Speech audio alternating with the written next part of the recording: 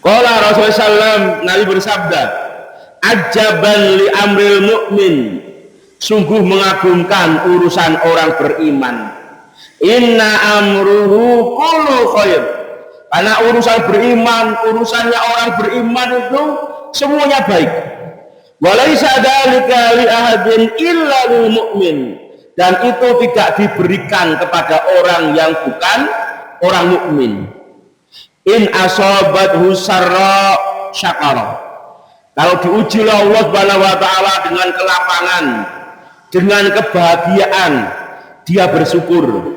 Fakana khairan lahu, itu lebih baik baginya. Wa in asobathu dharra sabara, fakana khairan lahu, kalau dia diuji dengan kesulitan, kepedihan, maka dia bersabar, maka itu lebih baik baginya. Rawahul Muslim. Maka menakjubkanlah urusan orang beriman. Seorang ulama mengatakan, ya, maudhi'u sya'adah, tanda kebahagiaan itu ada 3. Yang pertama adalah wa in u'tiya syakara, kalau diberi dia bersyukur, diberi karunia oleh Allah, ya, diberi limpahan rezeki, dia bersyukur. Yang kedua, wa idza ubtila sabara, kalau dia diuji dia sabar. Yang ketiga, wa idza ajnaba ghafara, apabila dia ini berbuat dosa, dia langsung memohon ampun kepada Allah Subhanahu wa ta'ala. Bismillah. Assalamualaikum warahmatullahi wabarakatuh. Alhamdulillah, alhamdulillah hamdan thayyiban mubarakan fih, kama yuhibbu rabbuna wa yardaha. Alhamdulillah alladzi bi ni'matihi tatimmu shalihat. Wa qala tabaraka wa ta'ala fi kitabil karim, a'udzu billahi minasy syaithanir rajim. Ya ayyuhalladzina amanu taqullaha wa kunu ma'as shadiqin. Wa qala Rasulullah sallallahu alaihi wasallam, innallaha yuhibbul 'abda at-taqiyya al-khafiyya.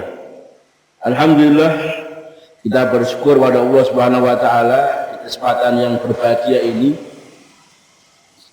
di malam hari ini. Semoga hujan yang turun adalah hujan yang barokah. Wa anjalna minas sama'i ma'an barokah, Allah turunkan dari langit air yang membawa barokah. Sebagaimana para sahabat dulu ketika turun hujan, mereka mengeluarkan barang-barang yang ada dalam rumahnya supaya mendapatkan keberkahan. Kalau jenengan warga HP, warga laptop mati, rusak. Maka bapak ibu-ibu yang dirahmati Allah Subhanahu wa taala, tidak lupa selawat dan salam semoga kita curahkan kepada teladan kita, panutan kita, uswah hasanah kita, Habibuna Mustafa Muhammad sallallahu alaihi wasallam. Kita lanjutkan kajian kita di bab sabar bagian yang kedua. Wa an Abi Sa'id As-Sa'di ibni Malik ibni Sinan Al-Khudri, dari sahabat mulia Abu Sa'id Al-Khudri, beliau termasuk 5 besar dalam penghafal hadis. Anana sama ansar sa'alu Rasulullah sallallahu alaihi wasallam, ada sekelompok sahabat Ansar yang meminta kepada Nabi. Fa'atahum, kemudian Nabi beri kepada mereka. Sa'aluhu fa'atahum, kemudian lain waktu sekelompok itu meminta lagi, Nabi beri. Bapak ibu-ibu yang dirahmati oleh Allah Subhanahu wa taala, ini menunjukkan bahwa Nabi ini orang yang dermawan. Nabi diminta, Nabi kasih. Padahal meminta-minta dalam Islam itu sesuatu yang sangat tidak baik. Karena Nabi pernah berdoa, Allahumma ahyini miskinan wa atmidni miskinan wahsurni biyumratil masakin. Allahumma ahyini miskinan, Ya Allah, hidupkanlah aku dalam kondisi miskin, matikanlah aku dalam kondisi miskin, dan kumpulkanlah aku dalam rombongannya orang-orang miskin. Para ulama menerangkan makna miskin di sini adalah Nabi merasa sangat butuh karunia Allah Subhanahu wa taala, butuh pemberian Allah Subhanahu wa taala. Dan Al-A'masi seorang tabi'in mengatakan makna miskin dalam doa Nabi adalah tidak meminta-minta, menjaga kehormatannya. Ya Allah, hidupkanlah aku dalam kondisi miskin, matikanlah dalam kondisi miskin, wahsurni bi zumratil masakin, dan kumpulkanlah kami bersama orang-orang yang miskin, bersama orang-orang yang tidak meminta-minta. Maka Islam tidak mengajarkan meminta-minta, tapi Nabi beri karena dia butuh. Jadi Nabi berikan solusi, Pak. Nabi tidak memberikan ceramah tausiah sebelum diberi solusi, karena orang ini mungkin lapar, orang ini butuh sekali, Nabi beri. Hatta nafida ma indahu, sampai tidak tersisa apa yang ada di sisi Nabi. Faqala lahum hina anfaqa kulla shay'in biyadih, semua yang ada dalam diriku sudah aku berikan, ya. Semua yang ada di tanganku sudah saya kasihkan.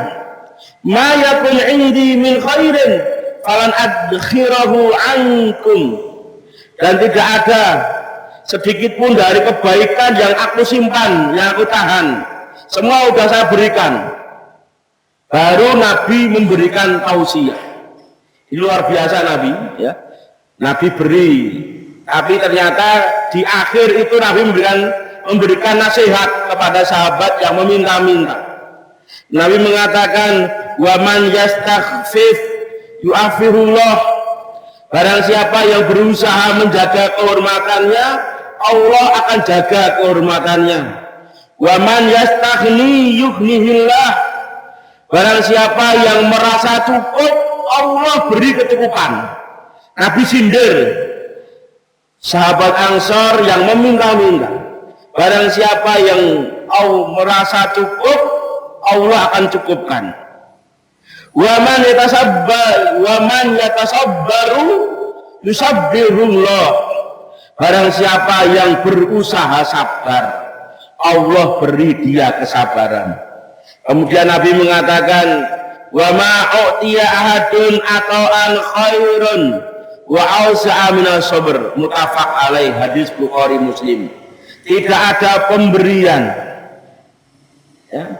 Wa ma u'tiya ahadun ata'an, tidak ada sesuatu yang diberi dengan suatu pemberian yang lebih baik dan lebih luas daripada sabar. Berarti ketika orang itu bersabar kepada Allah, Allah anugerahkan kebaikan, Allah anugerahkan keluasan. Maka Nabi mengatakan tidak ada pemberian kepada seorang yaitu pemberian yang lebih baik, yang lebih luas daripada sabar. Selanjutnya hadis yang berikutnya, wa an Abi Yahya Suhaib ibni Sinan. Saya bertanya pada jamaah di sini, Anda tahu siapa sahabat mulia Suhaib ibnu Sinan? Ar-Rumli. Ar-Rumli itu disandarkan dari Romawi. Namanya adalah Abi Yahya Suhaib ibnu Sinan Ar-Rumli. Kenapa namanya ada Ar-Rumli? Karena beliau lama jadi budak di Romawi. Abu Sihab, ya, ini namanya adalah Sihab Suhaib ibnu Sinan. Ini sahabat ketika beliau ini merdeka dari Romawi, beliau hijrah ke Mekah. Beliau menjadi pedagang yang sangat ulung, hartanya melimpah. Kemudian dia masuk Islam. Ketika ada panggilan hijrah, beliau berangkat dengan 2 karung emas. Tapi di tengah jalan Beliau dicegat oleh orang kafir Quraisy. Diberi 3 opsi. Kembali kepada agama nenek moyangmu, engkau boleh pulang membawa hartamu, ya. Atau yang kedua, kalau kamu nekat aku bunuh. Atau yang terakhir, kamu serahkan semua hartamu yang engkau dapatkan di kota Mekah. Nah dulu engkau dari Romawi ke Mekah itu tidak membawa apa-apa. Maka 2 karung emas itu beliau tinggalkan. Beliau berjalan dari Mekah ke Madinah yang jaraknya 500 kilo untuk hijrah. Ketika Nabi melihat Suhaib ibnu Sinan Ar-Rumli dari jarak yang jauh, Nabi langsung berteriak, Robha, Robha, Bai'u Abi Yahya. Sungguh beruntung jual beli engkau, wahai Abu Yahya. Karena kita semua ini bertransaksi, berjual beli kepada Allah Subhanahu wa taala. Kita jual harta kita, diri kita, supaya kita bebas dari api neraka. Kemudian karena perbuatannya Suhaib Ar-Rumli itu, turunlah ayat di dalam surah Al-Baqarah, wa minan nas may yastari nafsahu ibtigha'a mardatillah.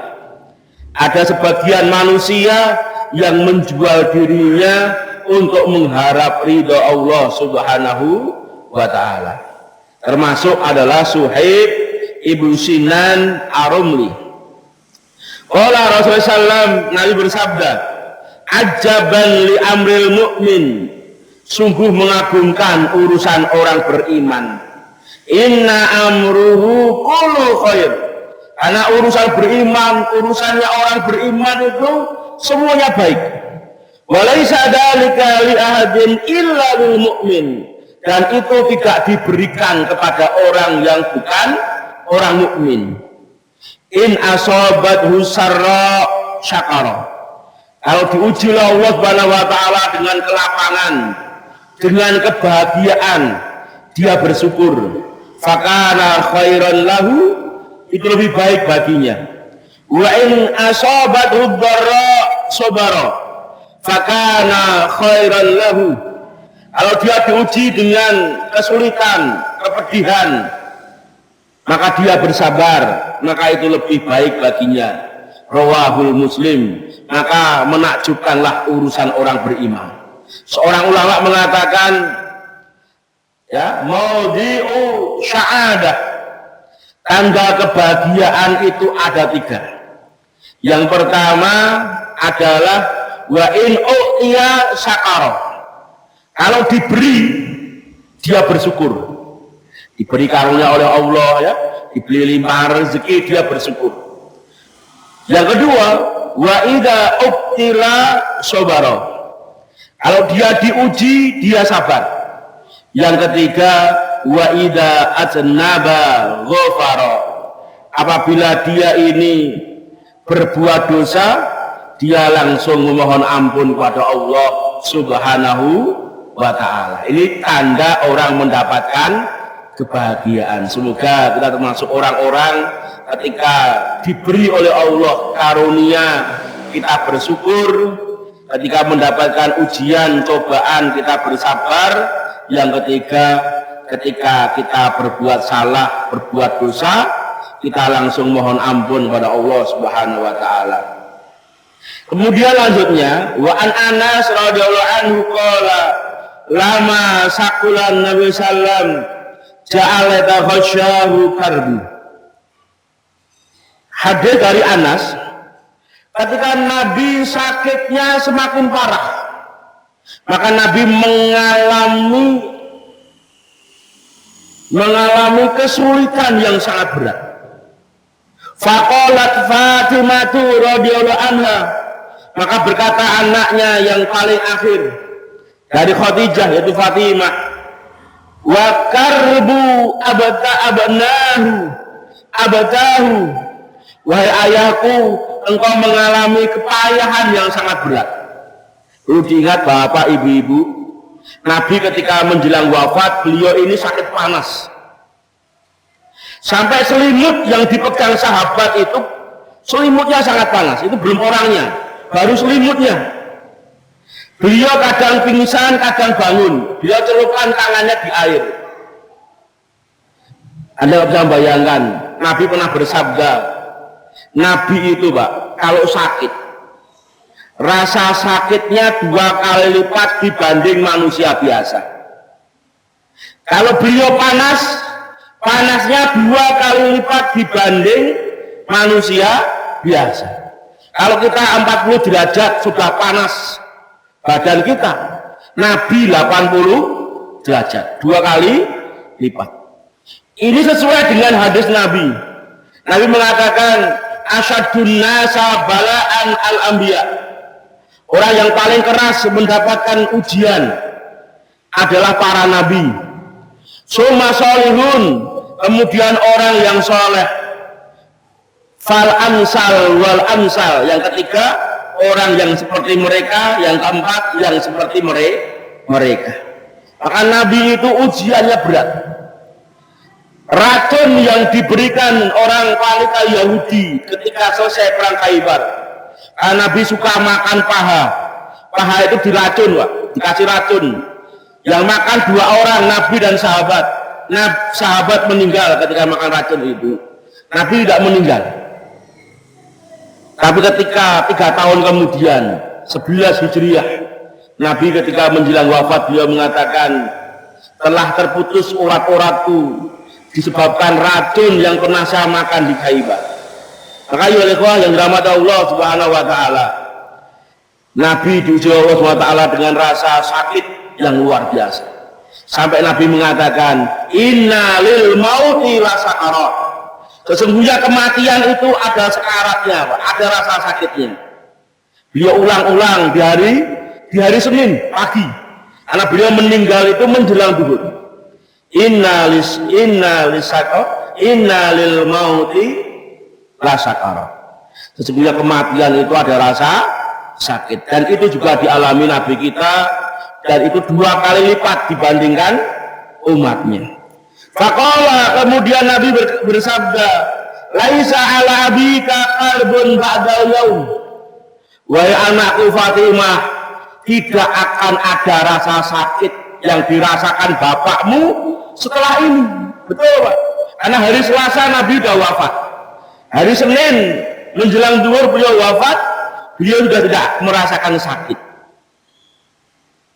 Sakit itu ketika menjelang wafat, ketika di alam barzah, di alam kubur, diganti dengan kebahagiaan. Kalau hari ini ada saudara kita yang diuji oleh Allah Subhanahu wa taala, ujian itu sebentar, kesulitan itu sebentar. Hidup di dunia cuma 6 menit, Pak. Mari kita bersabar dengan yang 6 menit ini. Ketika jenengan meninggal, rasa sakit yang jenengan rasakan sudah tidak ada.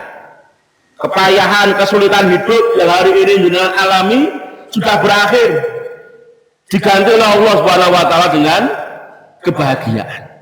Maka Nabi mengatakan, laisa ala abika karbun ba'dal yaum.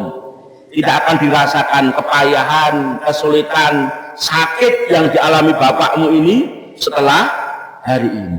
Karena Nabi wafat diganti oleh Allah Subhanahu wa taala dengan kebahagiaan sampai nanti kita bertemu dengan Nabi kita di Haud, di telaga beliau, di janahnya, dan semoga para jamaah mendapatkan Jannatul Firdaus, janahnya Rasulullah sallallahu alaihi wasallam. Falamma mata, ketika Nabi wafat, qalat, berkata Fatimah, ya abatahu, wahai bapakku, ajaba rabban da'ahu, wahai bapakku, engkau telah memenuhi panggilan Rabbmu. Ya abatahu jannatal firdausi ma'wahu, wahai bapakku, surga Firdaus tempat tinggalmu. Ya abatahu, wahai bapakku, ila Jibril alaihissalam nan'ahu, kepada Jibril alaihissalam saya berikan kabar sedih ini. Falama dufina, ketika Nabi dikubur, qalat Fatimah radhiyallahu anha, berkata Fatimah radhiyallahu anha kepada Anas bin Malik, atobat anfusakum antahsau al-sallam at-turab. Wahai Anas bin Malik, apakah tenang hatimu ya menaruh tanah di jasad Nabi SAW? Itulah ungkapan kesedihan putrinya, karena itu putri yang terakhir hidup. Semua anak Nabi wafat ketika Nabi masih hidup, dan Fatimah 6 bulan kemudian menyusul Rasulullah Shallallahu Alaihi Wasallam. Maka Anas bin Malik mengatakan tidak ada hari yang paling gelap di kota Madinah daripada hari di mana wafatnya Rasulullah Shallallahu Alaihi Wasallam. Sampai Umar tidak percaya, sampai Umar menghunus pedangnya akan membunuh orang yang mengatakan Muhammad telah meninggal. Maka Abu Bakar As-Siddiq radhiyallahu anhu dia mengatakan, man kana ya'budu Muhammad fa inna Muhammad qad mata. Barang siapa yang menyembah Muhammad, sesungguhnya Muhammad sudah meninggal. Wa man kana ya'budullah fa innahu hayyun la yamut. Dan barang siapa yang menyembah Allah, Allah itu maha hidup dan tidak pernah mati. Ikhwatal iman wa ikhwatal Islam yang dirahmati oleh Allah. Hadis yang ketiga, bab yang kedua, bab sabar, kita bacakan hadisnya. Wa Abi Zaid Usama ibnu Zaid ibnu Harisah maula Rasulullah wa hibbihi wa abani hibbih. Ini Pak ya. Dari Usamah bin Zaid bin Harisah. Zaid bin Harisah itu julukannya wa hibbihi. Hibbihi adalah orang yang Nabi cintai. Sedangkan Usamah julukannya ibni hibbi, cucu dari orang yang beliau cintai. Karena Zaid bin Harisah adalah anak angkat Nabi, Usamah adalah anak angkatnya, cucu angkat Nabi karena anaknya Zaid bin Harisah ketika menikah dengan Ummu Sulaim. Ya. Maka Zaid bin Harisah ini punya anak namanya Usamah, dan Usamah itulah orang yang dicintai Nabi sampai Nabi menyebut wa ibni hibbihi, cucu dari anak kesayangan Nabi, yaitu Zaid ibnu Harisah punya anak Usamah bin Zaid. Umur 16 tahun ketika Nabi wafat, Nabi sebelum wafat menulis wasiat kirim pasukannya Usamah bin Zaid ke negeri Syam untuk melawan Romawi. Ternyata Zaid bin Harisah umurnya baru 16 tahun memimpin para sahabat senior. Qala arsalat bintu Nabi sallam ana bani qadih tudiro. Ini ya, sesungguhnya anak Nabi yaitu Zainab mengirim utusan mengkabarkan bahwa cucu Nabi itu dalam kondisi sekarat, meminta Nabi untuk menyaksikan, untuk hadir. Kemudian Nabi mengirim utusan, dan utusannya itu dipeseni Nabi untuk mengucapkan satu kata, innalillahi. Innalillahi artinya apa Bapak? Semua itu kepunyaan Allah. Bapak kita, ya, harta kita, apapun yang kita cintai itu semuanya milik Allah. Innalillahi wa inna ilaihi rajiun, dan kepada Allah semua akan kembali. Innalillahi, semua kepunyaan Allah. Ma akhoda, apa yang Allah ambil, walahu ma'ata, atau apa yang Allah beri. Wa kullu syai'in 'indahu bi ajalin musamma, dan semua sesuatu itu memiliki ajal. Ajal apa? Apa ajal, Pak? Umur, memiliki waktu, yang memiliki waktu. Fal tasbir wal tahsib, bersabarlah memohon balasan dari Allah.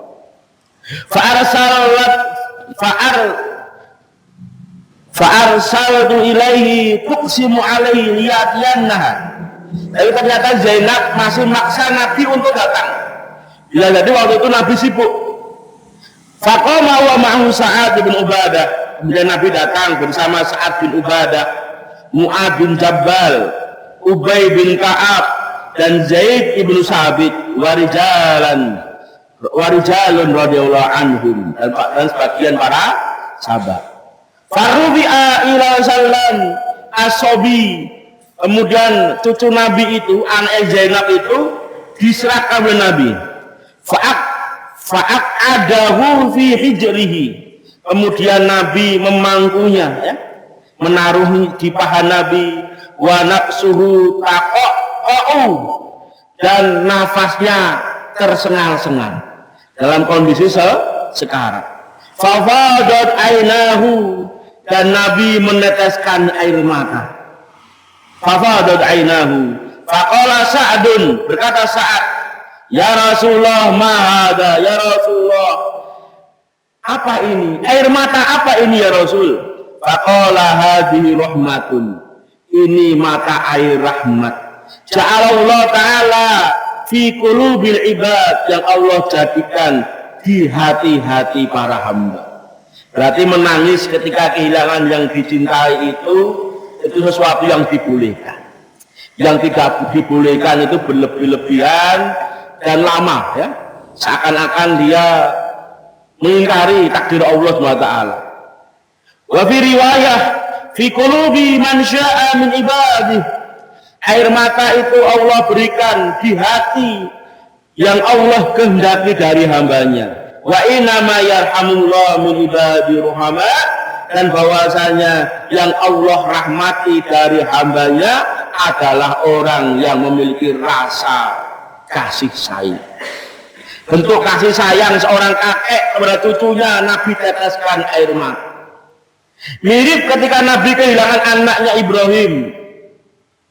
Nabi mengatakan, innal aina tatma'u, sesungguhnya mata itu meneteskan air.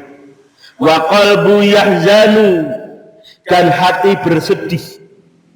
Karena sesungguhnya berpisah dengan Ibrahim la mahzunun, sesuatu yang sangat menyedihkan. Maka bapak ibu-ibu yang dirahmati Allah Subhanahu wa taala, hadis yang terakhir, walaupun masih panjang, nanti kita lanjutkan besok lagi. Kita bacakan hadis yang ke selanjutnya. Ya. Apa bunyi hadisnya? Hadis yang terakhir dalam sesi atau mungkin kajian kita di malam hari ini, kita bacakan hadisnya. Wa an Abi Hurairah radhiyallahu anhu anna sallam qala, dari Abu Hurairah radhiyallahu anhu bahwasanya Nabi SAW bersabda, yaqullahu ta'ala, Allah berfirman. Berarti ini hadis nomor, hadis qudsi. Mali abdul mu'min indi jaza, sesungguhnya seorang hamba mukmin yang ketika dia ini diberi oleh Allah ujian, idza qabatu safiyatun min ahli dunya summa ihtasabu ilal jannah. Jadi apabila seorang hamba mukmin diberi oleh Allah Subhanahu wa taala balasan ujian, diambil qabatu safiyatu min ahli dunya. Saya bertanya, safiyatu min ahli dunya itu artinya apa? Safiyatu min ahli dunia.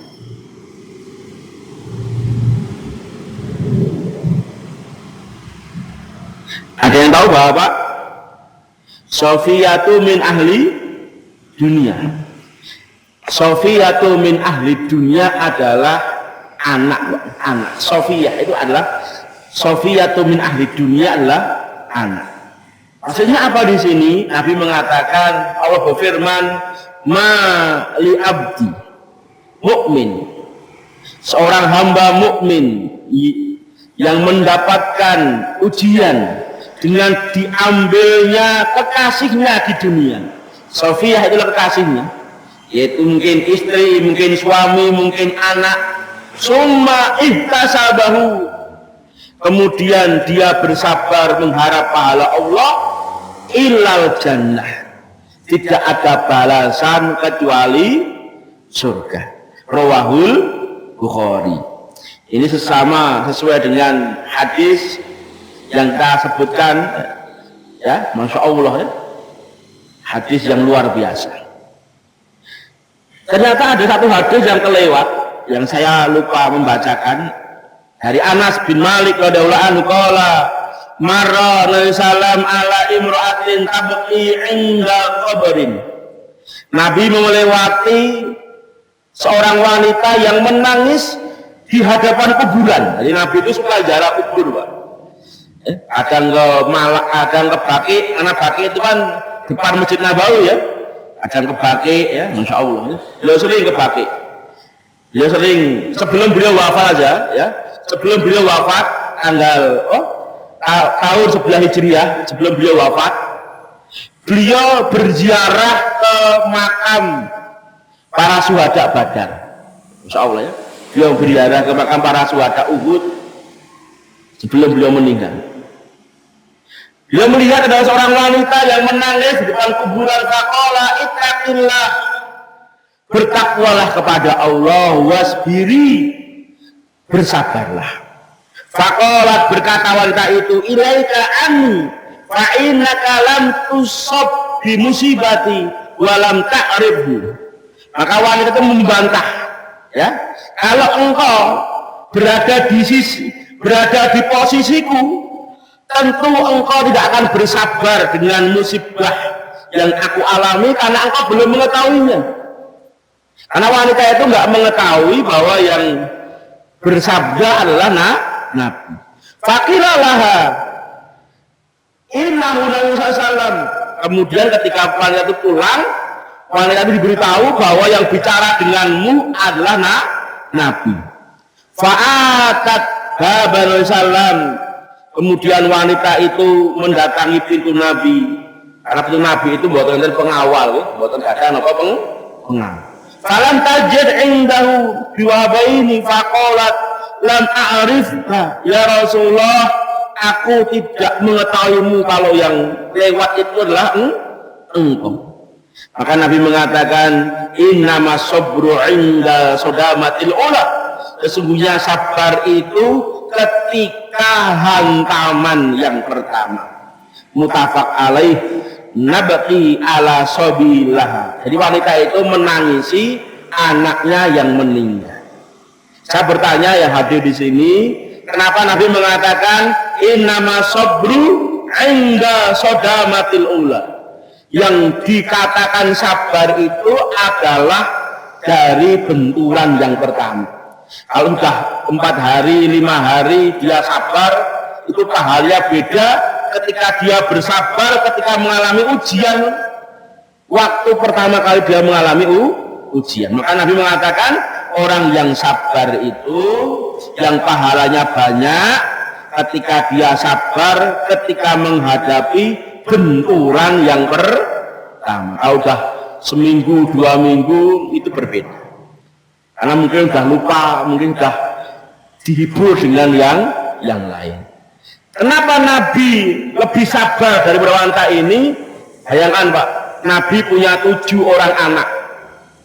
Nabi menyaksikan 6 orang anaknya wafat ketika Nabi masih hidup. Yang tersisa cuma Fatimah. Dibandingkan dengan wanita ini yang kehilangan 1 orang anak. Nabi kehilangan berapa? 6 orang anaknya dalam kehidupan beliau. Masya Allah. Ujian berat, ujian para nabi. Monggo ada pertanyaan di luar materi ya Angsal. Ini menjelang Ramadan, insya Allah 3 bulan lagi nih, sudah masuk bulan Ramadan. Anda tanyakan Bapak Ibu-ibu sambil nunggu adzan.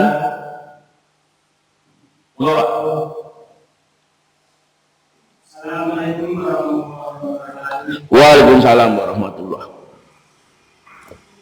Saya mau menanyakan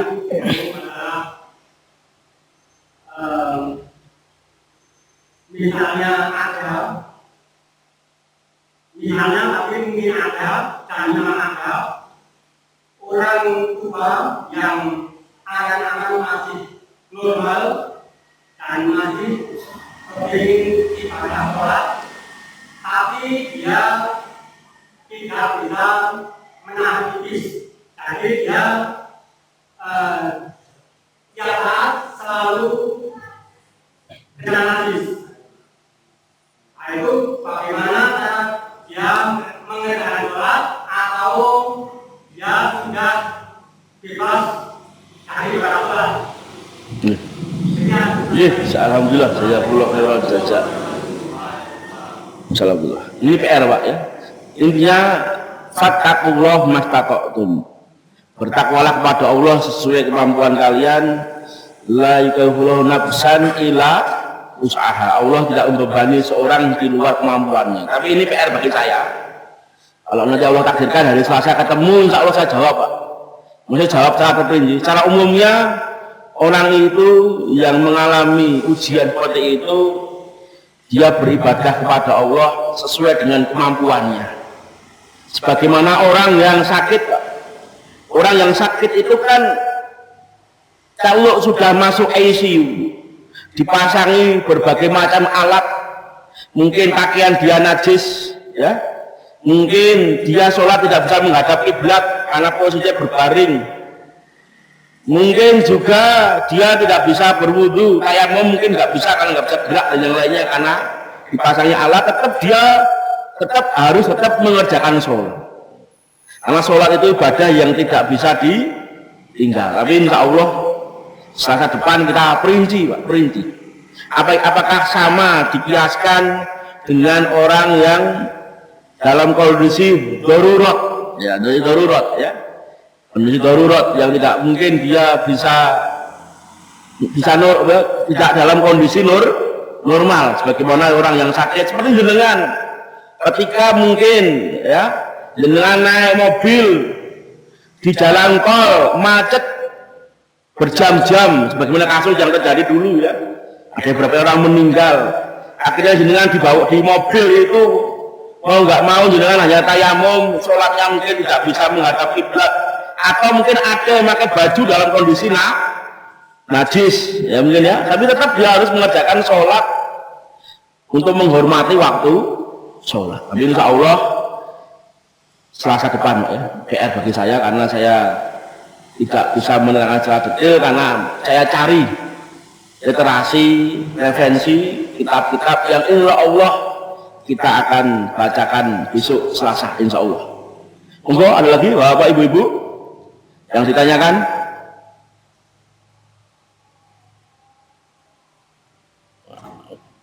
Ada lagi yang mungkin mau bertanya? Ibu-ibu ada betul Bu? Betul? Alhamdulillah betul. Jadi ada manfaatnya kita belajar hadis. Satu, kita paling tidak mengenal rawi, ada sirahnya dalam hadis itu. Paling tidak kita mengenal rawinya, jadi para sahabat. Sama belajar tafsir Quran sama ya. Ada asbabun nuzul, ada sirahnya di dalamnya. Maka sirah itu adalah ilmu untuk melengkapi kita belajar Quran, belajar hadis Rasulullah Shallallahu Alaihi Wasallam. Mungkin ini yang bisa kami sampaikan. Mari kita isi waktu kita yang tersisa dalam umur kita, yang Nabi mengatakan amar umati baina sitin wa sab'in, rata-rata umur umatku antara 60 sampai 70. Yang lebih daripada itu sangat-sangat sedikit. Dan perlu diingat, Fudail bin Iyad mengatakan kalau umur 40 tahun itu kok baik ke atasnya, itu dia banyak amal soleh, insya Allah peluang husnul khotimah itu lebih banyak. Ketika umur kita sudah di atas 40, mari kita lebih fokus beribadah kepada Allah Subhanahu wa ta'ala. Mari kita tutup dengan doa kawatul majelis. Subhanaka Allahumma bihamdika asyhadu an la ilaha illa anta astaghfiruka wa atubu ilaik. Astaghfiru minkum katsiran Assalamualaikum warahmatullahi wabarakatuh.